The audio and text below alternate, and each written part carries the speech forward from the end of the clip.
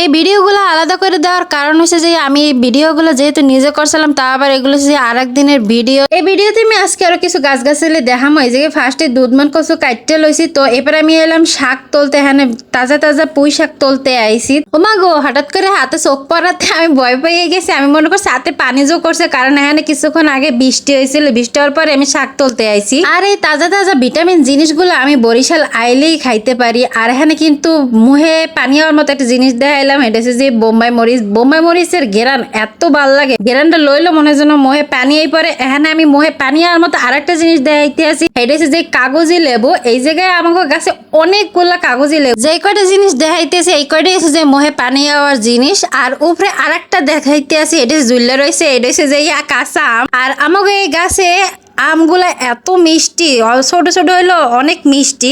প্রথমে এই আমগুলো অনেক ছোট হয়েছে, তো যত দিন যাইতে আছে ততই আমগুলা বেশ বড় বড়ই হইতে আছে।